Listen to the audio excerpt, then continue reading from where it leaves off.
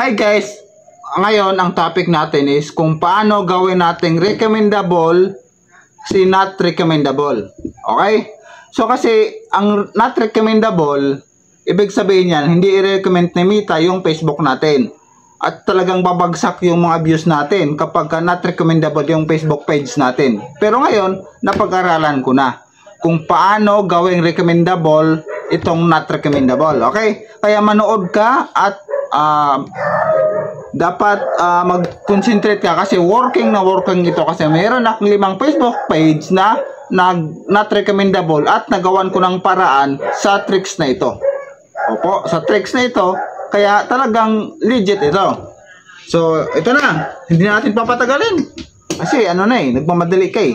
So, ito guys, ito yung page ko ngayon na gagawin ko. Sa loob lang ng 5 minuto, magiging recommendable ito siya. So, ito, yan. Ito yung page ko, RB Motovlog, Professional Dashboard. Scroll pa baba. Recommendation, not recommendable. Page recommendation, not recommendable siya guys. Page status, wala siyang violation. Kaso, page not recommendable lang siya. Tapos, ayan, tools ko, may star to siya. Monetize na sa star. So, ngayon, punta sa manage admin. At ito, mayroon ako ditong admin ako isa lang. So, ang gagawin ko, magdadagdag ako ng isang admin. Type mo yung pangalan na idadagdag mong admin. Ayan. Plak. So, ayan. Ayan. Tapos, ayan. Ilalagay natin siyempre yung password. Siyempre, hindi ko papakita sa inyo. Papakita ko sa inyo. So, ayan. Pagka may lagay na natin ang password, confirm. Yun. So, ito guys, nakapag-add na ako ng isang admin. So, ang gagawin ko is i-accept ko ang invitation sa isa kong profile. Okay, pagka na-accept ko na yon, tatanggalin ko itong isa kong profile na admin. Itong isa kong account, tatanggalin ko na yan. Kasi, kaya ako nagkaroon ng not recommendable dahil dito sa account na ito, yung isa kong admin. Diba? Kaya nga may nakalagay doon na manage admin. Ibig sabihin, pagka nagkaroon ng violation ng admin na yon, madadama yung mga page na hawak niya. Kaya nagkaroon ka ng not recommendable. So, ang gagawin teknik ko lang dito guys, magpapalit ka lang ng admin. Ikaw pa rin ang admin, kaso ibang account ang gagamitin mo.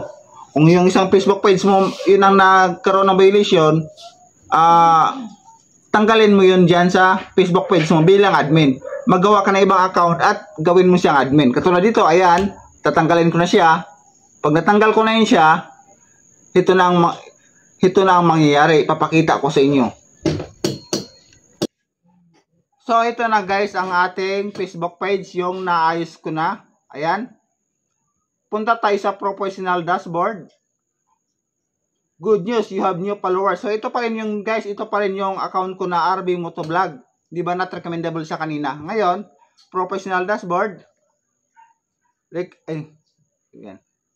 recommendation, not recommendable, back ulit. Page recommendation ulit, recommendable na siya guys. And page recommendation, we are helping you to grow your audience because page like yours bring people together. Your page is now list word. So may lang siya guys, plug content. Ano ba ito? I-click natin. So ayan guys, recommendable na ulit siya. Page recommendation, recommendable. We're helping you. We're helping you grow your audience because page like yours bring people together. Your page is now in list where we suggest page to new people. Okay, so ayun guys, recommendable na ulit ang page natin. Kanina, di ba siya not recommendable. So ngayon, i-recommend na siya ni Meta. So ang technique lang talaga dyan is magpapalit lang tayo ng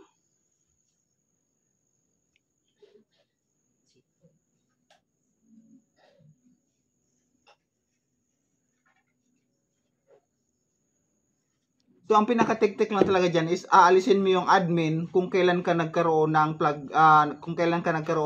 not recommendable. O, maglalagay ka iba ng admin.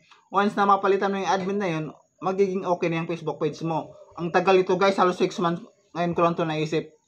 O, di ba? Kaya ngayon, alam mo na. So, Kung ako sa'yo, gawin mo na ito at para maging recommendable na ulit ang Facebook page mo.